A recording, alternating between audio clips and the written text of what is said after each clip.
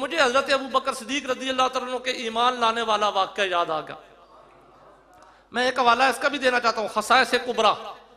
بے شمار کتب کے اندر آپ کے ایمان لانے کا واقعہ موجود ہے، لیکن ایک حوالہ دے رہا ہوں خصائص کبریٰ۔ خصائص کبریٰ کے اندر یہ واقعہ بالتفصیل موجود ہے، اس کا لب لباب پہلے سن لیں۔ حضرت ابو بکر صدیق رضی اللہ تعالیٰ عنہ آپ جانتے ہیں اسلام لانے سے پہلے بہت بڑے تاجر تھے۔ آپ ملک شام میں گئے تجارت کی غرض سے، شام کے علاقے میں گئے تجارت کی غرض سے، وہاں پہ آپ سوئے، آپ نے خواب میں دیکھا کہ آسمان سے چاند اور ستارہ ٹوٹ کر میری گود میں آ گئے اور میں نے ان دونوں کو اپنے گلے لگا لیا۔ اب صبح اٹھے، جیسے وہاں کا رواج تھا، ماحول تھا، خواب دیکھا کرتے تھے تو معبروں کے پاس چلے جاتے کہ اس کی تعبیر تلاش کریں کہ خواب کی تعبیر کیا ہے۔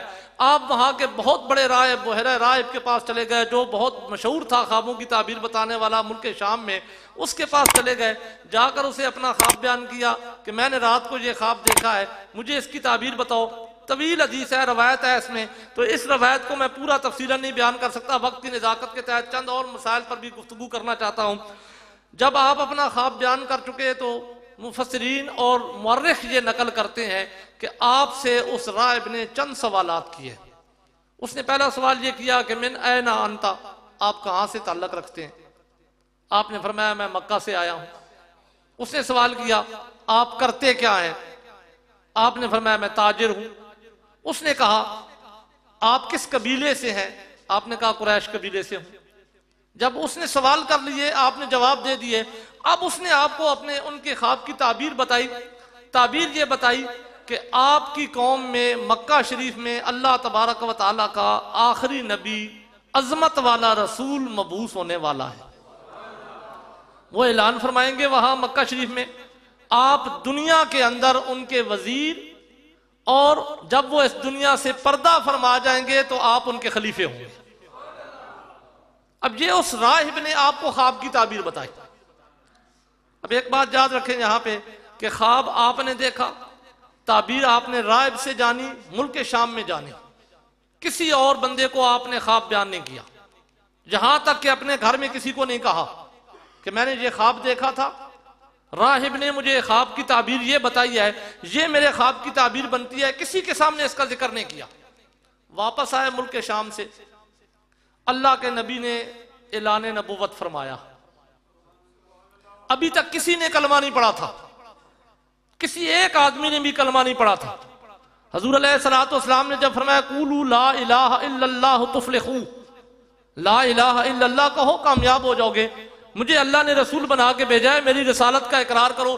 کسی نے کلمہ نہیں پڑھا تھا۔ حضرت ابو بکر صدیق رضی اللہ عنہ کو پتا چلا کہ میرے ساتھی نے اعلان نبوت کر دیا ہے، تو جو نبی ہوتا ہے اس کے پاس معجزات ہوتے ہیں، یہ جانتے تھے حضرت ابو بکر صدیق رضی اللہ تعالیٰ عنہ۔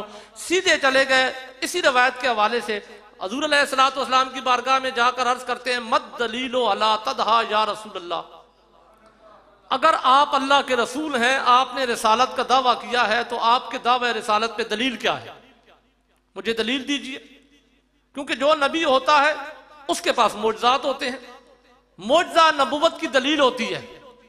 اگر آپ واقعی اللہ کے نبی ہیں، آپ نے دعویٰ کر رکھا ہے کہ اللہ نے آپ کو رسول بنا کے بھیجا ہے، اگر آپ اپنے دعوے میں سچے ہیں تو مت دلیل، اس پہ دلیل کیا ہے؟ اب ذرا سنیے جو حضور علیہ السلام نے دلیل دی۔ میں نے ابتداءً آپ کے سامنے بات کہی تھی کہ قرآن کہتا ہے ایک وہ ذات جو سچ لے کر آئے، دوسری وہ ذات جنہوں نے اس کی تصدیق کی۔ میں نے بات کی تھی علم غیب کے حوالے سے، بے شمار باتیں ہوتی ہیں، لوگوں کے ذہنوں میں وساوس ڈالے جاتے ہیں کہ یہ ہو گیا یہ ہو گیا۔ ایک مرتبہ غالباً میں نے جہاں پہ ہی علم غیب پہ بات کی تھی وہ پوری مغیبات خمسہ کے بارے میں بات کی تھی، لیکن وہ لوگوں کو یاد نہیں رہتا، پھر اسی طریقے سے ہمارے پاس آتے رہتے ہیں سوال کا جواب دو۔ اس لیے میں آج پختہ عقیدہ کرنا چاہتا ہوں کہ ایک وہ ذات جو سچ لے کے آئے گا۔ علم غیب کے بارے میں رب نے حضور علیہ السلام کو کیا سچ دے کے بھیجا، اور حضرت ابو بکر صدیق رضی اللہ عنہ نے اس کی تصدیق کیسے کی، دونوں اس روایت کے حوالے سے آپ کے گوش گزار کرنا چاہتا ہوں۔ عرض کی یا نبی اللہ، اگر آپ اللہ کے نبی ہیں، آپ نے دعویٰ نبوت کیا ہے، آپ نے رسالت کا دعویٰ کیا ہے، آپ رسول ہیں، تو ہر رسول کے پاس دلیل ہوتی ہے، اس کے پاس معجزات ہوتے ہیں۔ آپ کے پاس کیا معجزہ ہے؟ تو میرے نبی نے یہ نہیں فرمایا کہ ابو بکر کون سا معجزہ دیکھنا چاہتے ہو، بتاؤ تو میں آسمان کو توڑ کر دکھا دوں، بتاؤ تو میں درخت کو حکم دوں وہ چل کر میری بارگاہ میں آ جائے، بتاؤ کہو تو میں پتھروں کو حکم دوں وہ کلمہ پڑھنا شروع کر دیں۔ اللہ کے نبی نے فقط ایک جواب دیا، فرمایا ابو بکر تم تصدیق کرنا چاہتے ہو، میں جو سچ لے کے آیا ہوں، قرآن نے مجھے مصدق کہا ہے، تمہیں مصدق کہا ہے، لوگوں کے سامنے عقیدے کا اظہار ہونا ہے، تو سنو میرے دعوی نبوت پہ دلیل الرؤیا التی رأیت الشام، وہ خواب ہے جو تم نے شام میں دیکھا تھا۔ اب مجھے بتائیے شام میں خواب دیکھا تھا، بیان کسی کو نہیں کیا تھا، اللہ کے نبی کی بارگاہ میں آئے، آپ اگر نبی ہیں رسول ہیں تو بتائیے دلیل کیا ہے؟ میرے نبی نے فرمایا دلیل یہی ہے کہ اللہ نے مجھے علم غیب دے کے بھیجا ہے، جو تو نے ملک شام میں خواب دیکھا تھا یا تو جانتا ہے یا راہب جانتا ہے، نہ تو نے میرے سامنے بیان کیا، نہ راہب سے میں کبھی ملا ہوں، نہ اس نے میرے سامنے بیان کیا، لیکن رب نے مجھے نبی بنا کے بھیجا ہے، اور میرے نبوت کی دلیل ہی یہی ہے کہ جو میرا امتی خواب دیکھے وہ چھپ کر دیکھے، میرے لیے غیب ہو، امتی یہ سمجھے کہ یہ کسی کو پتا نہیں ہے، لیکن رب نبی کو علم دے کے بھیجتا ہے۔ تو حضرت ابو بکر صدیق رضی اللہ تعالیٰ عنہ نے فوراً ہاتھ بڑھا کر عرض کی، ہاتھ یدا کا اشہد ان لا الہ الا اللہ و اشہد ان محمدن عبدہ و رسولہ، ہاتھ آگے بڑھائیے، میں کلمہ پڑھتا ہوں کہ آپ اللہ کے سچے نبی ہیں، کیونکہ غیب کا علم نبی ہی جانتا ہے، اور نبی کی نبوت پہ دلیل ہی علم غیب ہوتا ہے۔ قرآن کہتا ہے والذی جاء بالصدق وصدق بہ، تو یہ وہ سچ تھا جو حضور علیہ السلام لے کے آئے، اور یہ وہ تصدیق تھی جو حضرت ابو بکر صدیق رضی اللہ تعالیٰ عنہ نے کی۔ تو عقیدہ کیا ملا کہ اللہ کا نبی عالم الغیب ہے، یہی عقیدہ حق ہے۔ جو اس سے الٹ ادھر ادھر عقیدہ رکھے گا وہ کبھی بھی سچا عقیدہ نہیں ہو سکتا، کیونکہ یہ قرآن کی ہدایت سے ثابت ہے۔ پھر اس سے آگے چلیے نا۔